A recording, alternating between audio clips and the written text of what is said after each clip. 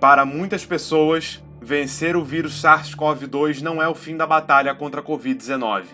Estudos apontam um padrão de sequelas crônicas que precisam de acompanhamento ao longo de semanas ou meses. É a chamada síndrome pós-Covid. De acordo com estimativas, o Brasil hoje tem mais de 1,5 milhão de pessoas com essa condição. No início da pandemia, acho que já nos primeiros meses, logo após os primeiros casos, a gente começou a escutar alguns relatos de que algumas pessoas, depois de se recuperarem da doença, né, do Covid, permaneciam com alguns sintomas. Isso começou a ser relatado por cardiologistas, pneumologistas, neurologistas, né, com queixas, desde queixas mais inespecíficas, né, como um cansaço, uma fadiga persistente, mas também dificuldade de concentração. Pessoas que nunca tiveram sintomas de depressão e ansiedade começaram a ter crises de ansiedade, crises de pânico. É um fenômeno novo, um problema novo, que está sendo ainda estudado no mundo inteiro. Algumas instituições já estão criando, não só grupos de trabalho profissionais, estão se reunindo para estudar o assunto, implantar programas de cuidado em relação a isso, como também estão instalando serviços, né? O Ambulatório São Lucas, do Departamento de Medicina da PUC-Rio, criou um serviço específico para tratamento de casos de síndrome pós-Covid. O objetivo é ter uma equipe multidisciplinar para dar o diagnóstico mais adequado para cada paciente. Surgiu principalmente por causa do crescimento da síndrome pós-Covid, que vem sendo bastante estudado, né, porque já tem meses da pandemia, então as pessoas que tiveram a doença na fase aguda, com alguma frequência, começam a ter sequelas do efeito da infecção viral. E pode afetar vários órgãos, vários sistemas. Algumas dessas sequelas começam um pouco depois que termina a fase inicial, né, a fase aguda, e outras podem aparecer semanas ou até meses depois. Isso dá uma gama de problemas bem grande, né? Pode ser tratado de diferentes maneiras. A gente criou uma triagem inicial, onde a gente faz algumas perguntas meio padronizadas para todo mundo, né, para avaliar aspectos gerais da vida, o que foi mais afetado, né, na pessoa, não só fisicamente, mas mentalmente, socialmente, para daí encaminhar ela para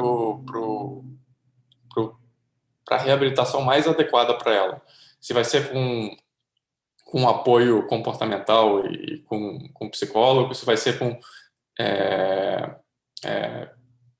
um fisioterapeuta, né, para uma reabilitação física, né, de muscular, ou uma reabilitação pulmonar, né, com pneumologista ou com fisioterapeuta respiratório, se é só com clínico geral. Entre os sintomas mais comuns da síndrome pós-Covid estão fadiga, falta de ar, dores de cabeça e musculares, queda de cabelo, perda de paladar e olfato, perda de memória e até mesmo depressão e ansiedade. No entanto, os médicos ressaltam que outros quadros podem indicar a síndrome. Os pacientes mais jovens também são afetados por ela. A gente vê que a faixa etária realmente é variada e os sintomas também são muito variados. Eles não são sintomas que se repetem igualzinho nas pessoas. Tem hora que você fala que só vê queda de cabelo, por exemplo. Tem uma paciente que só tem queda de cabelo pós-Covid, não tem mais nenhum outro sintoma. Tem uns pacientes que até hoje, 2 meses após a doença, tem um cansaço, uma fadiga extrema, que não conseguem, às vezes, subir uma escada. Então, e para pessoas que até anteriormente eram ativas fisicamente. Isso está sendo estudado, porque tem fatores diversos, né? Fatores genéticos, fatores de estilo de vida, comportamentais, nutricionais. Então, são muitas variáveis que podem interferir. Se a pessoa tem doença concomitante, pré-existente, tudo isso pode deixar o organismo mais frágil e pode afetar a maneira de resposta do sistema imunológico. Nos Estados Unidos, a Universidade de Washington fez um levantamento com 87 mil pessoas infectadas pelo coronavírus.